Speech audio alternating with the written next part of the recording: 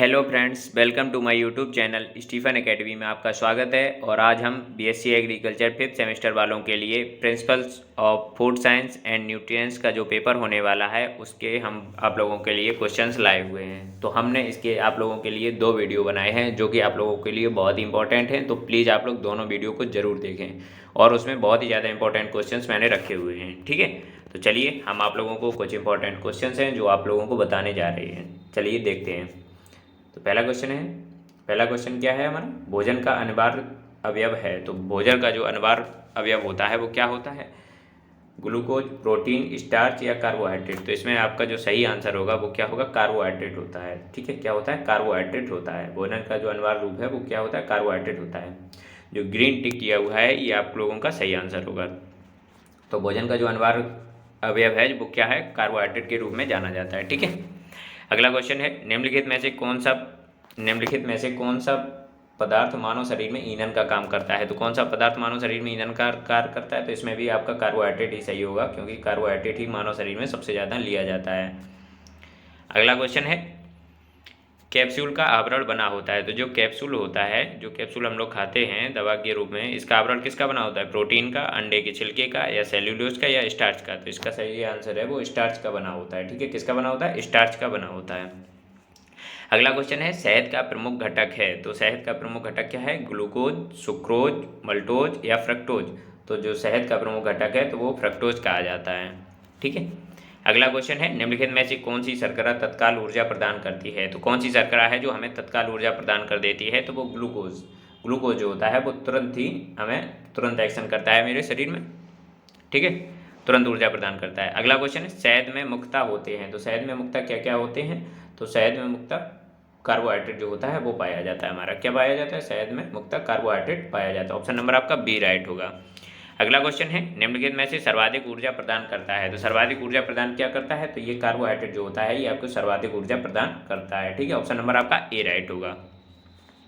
अगला क्वेश्चन है, मानव शरीर में कार्बोहाइड्रेट पुनः संग्रह होता है। तो जो मानव शरीर में जो पुनः कार्बोहाइड्रेट जो आपका संग्रह होता है ये किसके द्वारा होता है। तो ये ग्लाइकोजन के द्वारा होता है, पुनः संग्रह किया जाता है। ऑप्शन नंबर आपका डी राइट होगा।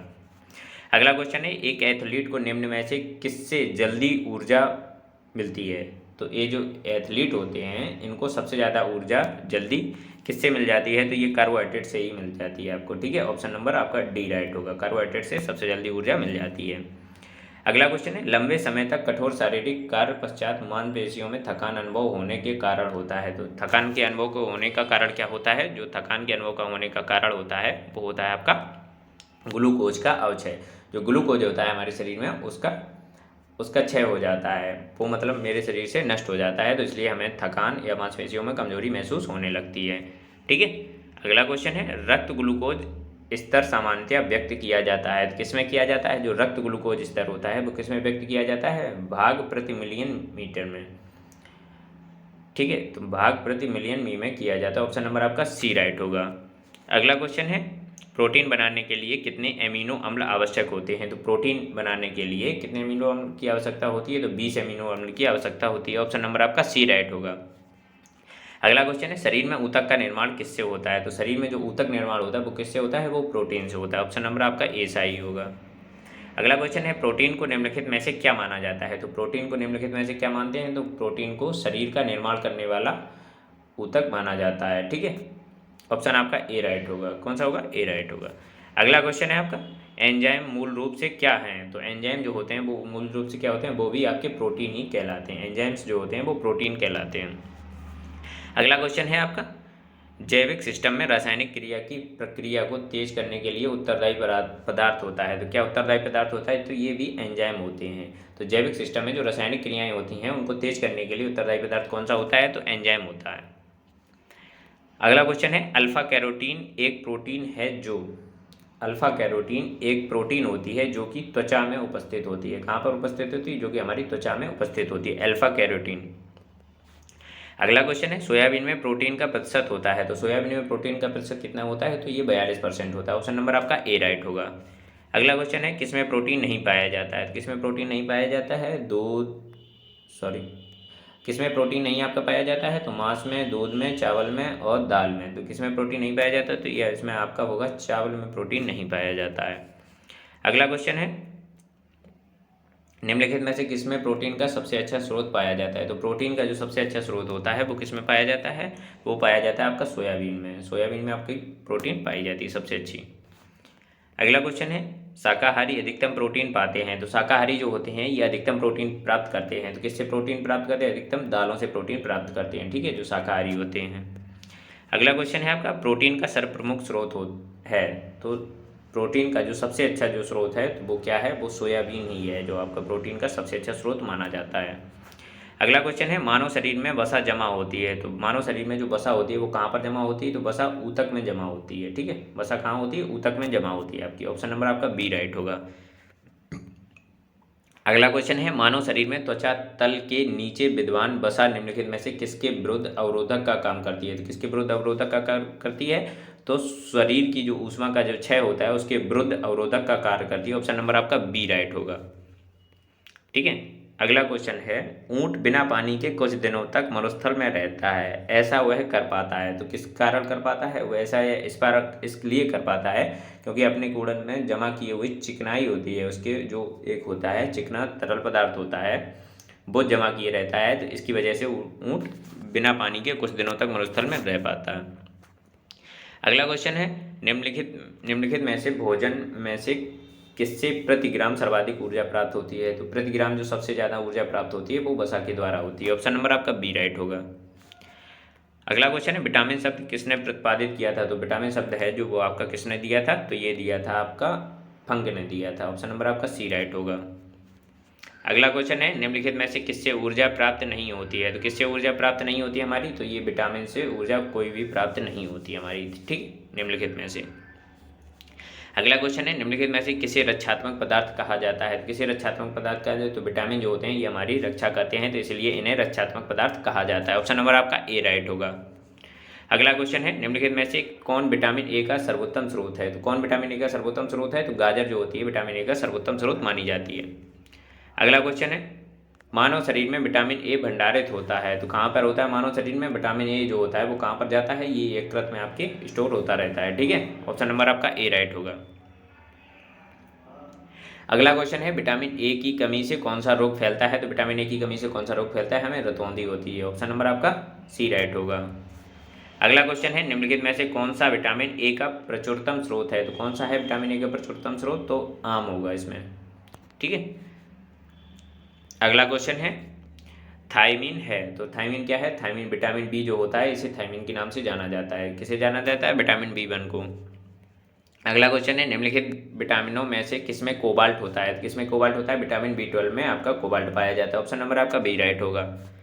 अगला क्वेश्चन है, शुष्क छिपकोप का मनुष्यों में प्रकोप किस विटामिन की कमी से होता है? तो शुष्क छिपकोप जो होती है आपकी उसका प्रकोप जो होता है मनुष्यों में किस विटामिन की कमी से होता है? विटामिन ए की कमी से होता है। ऑप्शन नंबर आपका सी राइट होगा।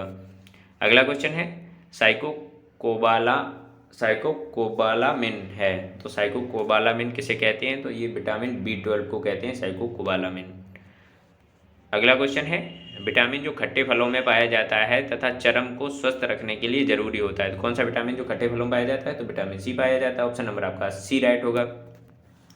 अगला क्वेश्चन है, विटामिन सी का सबसे उत्तम स्रोत है। तो विटामिन सी का जो सबसे उत्तम स्रोत है निम्नलिखित में से तो क्या होगा? वो आंवला ही होता है, ठीक है। ऑप्शन नंबर आपका सी राइट होगा। अगला क्वेश्चन है, निम्नलिखित में से किस विटामिन की कमी के कारण मसूड़ों में रक्त आता है और दांत हिलने लगते हैं? तो कौन से विटामिन की कमी से आता है? तो ये विटामिन सी की कमी से होता है, ठीक है। ऑप्शन नंबर आपका सी राइट होगा। अगला क्वेश्चन होगा, विटामिन सी का रासायनिक नाम है। तो विटामिन सी का रासायनिक नाम क्या है? एस्कॉर्बिक अम्ल होता है। ऑप्शन नंबर आपका बी राइट होगा, सॉरी ऑप्शन आपका बी राइट होगा, एस्कॉर्बिक अम्ल, ठीक है। अगला क्वेश्चन है, निम्नलिखित विटामिनों में से कौन सा शरीर में भंडारित नहीं होता है? तो कौन सा विटामिन जो है जो हमारे शरीर में भंडारित नहीं होता है? तो इसका ऑप्शन नंबर आपका सी राइट होगा। विटामिन डी जो होता है वो आपका शरीर में भंडारित नहीं होता है। अगला क्वेश्चन है, निम्नलिखित में से कौन सा विटामिन प्रतिरक्षा प्रदान करता है? तो प्रतिरक्षा कौन प्रदान करता है? तो ऑप्शन नंबर आपका ए राइट होगा। विटामिन ए जो होता है वो प्रतिरक्षा प्रदान करता है। निम्नलिखित में से कौन सा विटामिन जल में घुलनशील होता है? तो कौन सा विटामिन जल में घुलनशील होता है? तो विटामिन सी जो होता है वो जल में आपका घुलनशील होता है। अगला क्वेश्चन है, प्रातःकालीन धूप मानव शरीर में निम्नलिखित में से कौन सा विटामिन उत्पन्न होता है? तो विटामिन डी जो होता है वो आपको धूप में मानव शरीर के प्रदान होता है, विटामिन डी। ऑप्शन आपका डी सही होगा, ठीक है। अगला क्वेश्चन है, मछलियों के यकृत में तेल में किसकी प्रचुरता होती है? तो मच्छियों के जो यकृत में जो तेल पाया जाता है उसमें कौन सा विटामिन पाया जाता है? विटामिन डी अधिक मात्रा में पाया जाता है। ऑप्शन नंबर आपका सी राइट होगा। अगला क्वेश्चन है, कोलेकी कैप्सुलोफेरेल रासायनिक यौगिक का सामान्य नाम है? किस रासायनिक यौगिक का सामान्य नाम है कोलिके स्पोरिसफेरोल? तो ये विटामिन डी का जो होता है सामान्य नाम कहा जाता है। ऑप्शन नंबर आपका बी राइट होगा। अगला क्वेश्चन है, विटामिन ई का रासायनिक नाम है? तो विटामिन ई का रासायनिक नाम क्या है? टोकोफेरोल होता है। ऑप्शन नंबर आपका डी राइट होगा, टोकोफेरोल। अगला क्वेश्चन है, विटामिन ई विशेषता किसके लिए महत्वपूर्ण होते हैं? तो विटामिन ई जो होते हैं ये लिंग ग्रंथियों की सामान्य क्रिया में आपको महत्वपूर्ण भूमिका निभाते हैं। तो उसका ऑप्शन नंबर आपका सी राइट होगा। अगला क्वेश्चन है, रक्त स्कंदन में कौन सा विटामिन क्रियाशील होता है? तो रक्त स्कंदन में कौन सा विटामिन क्रियाशील होता है? तो विटामिन के जो होता है आपका रक्त स्कंदन में क्रियाशील होता है। ऑप्शन नंबर आपका डी राइट होगा, ठीक है। तो हमने आप लोगों को ये क्वेश्चंस इंपॉर्टेंट क्वेश्चंस कराए हुए हैं, तो इसके हमने आप लोगों को बताया, पहले से बता चुके हैं कि हमने इसके 2 वीडियो बनाए हुए हैं। तो प्लीज़ आप लोग दोनों वीडियो ज़रूर देखें और वीडियो को अंत तक देखें, क्वेश्चन से एक भी स्किप ना करें। तो प्लीज़ अगर आप लोगों को वीडियो अच्छा लगा हो तो इसे ज़्यादा से ज़्यादा लाइक करें और शेयर करें, और अगर आपने अभी तक मेरे चैनल को सब्सक्राइब नहीं किया तो प्लीज़ चैनल को जल्दी सब्सक्राइब कर लें और बेल आइकन भी प्रेस कर लें। चलिए मिलते हैं आप लोगों को नेक्स्ट वीडियो में।